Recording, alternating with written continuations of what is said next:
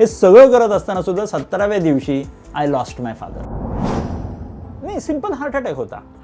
आणि ते 17 दिवस म्हणजे बाबांना ज्या वेळेला हार्ट अटॅक आला तेव्हा मी बाबांना ॲडमिट केलेलं होतं त्या ICU मध्ये. आणि 17 दिवस बाबांबरोबर मी as a attendant, as a doctor, as a junior physician सगळ्या प्रकारे मी बाबांबरोबर 17चे 17 दिवस त्या ICU मध्ये होतो. बाबांच्या कॉटच्या खालती मी चटई टाकून झोपायचो, मला आजही आठवतं. आणि 17 दिवसात हे सगळं इमर्जन्सी मेकॅनिझम असताना सुद्धा त्यांना हॉस्पिटलमध्येच 3 वेळा हार्ट अटॅक आलेला होता, स्ट्रोक आलेला होता, किडनी डॅमेज झालेली होती, डायलिसिस करावं लागलेलं होतं.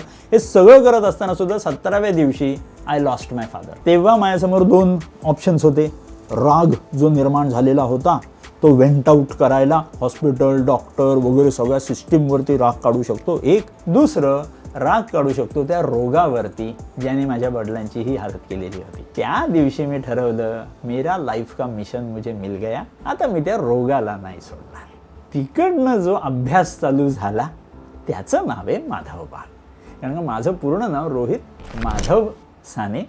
कारण का मी स्वतः बघितलेले माझ्या वडिलांना जेव्हा त्रास झालेला होता, मी सगळी धावाधाव, मी तेव्हा खूप छान ॲलोपॅथी फिजिशियन होतो, सगळं ॲलोपॅथीचं बघितलेलं होतं, पण मी माझ्या वडिलांना वाचवू शकलेलो नव्हतो. उत्तर त्याचं मी तेव्हाच स्वतःला शिकवलं की लाईफस्टाईल छान स्वतःची पण असायला पाहिजे आणि समोरच्याची सुद्धा करूया, तर काम सोपं होऊ शकतं.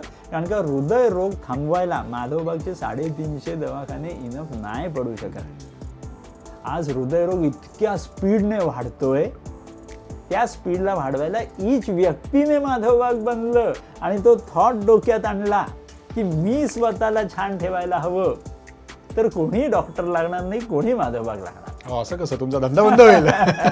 म्हणून त्याला माझा धंदा एकच आहे की मला हृदयरोग मुक्त भारत बनवायचा आहे. तो बनवण्यासाठी मी काही करेन. कारण का मी माझ्या वडिलांना नाही वाचवू शकलो ना, आता मी शपथ घेतलेली की मी बाकीच्यांच्या वडिलांना नक्की वाचवेन. आणि ते मी करून नेहमी बाबांना सॉरी म्हणण्याचा प्रयत्न करत असतो. बापरे. तुम्ही कुठलंही औषध घ्या ॲलोपॅथीमधलं, पॅरेंट औषध, त्याचा सोर्स 80-90% वेळा is from the natural resource.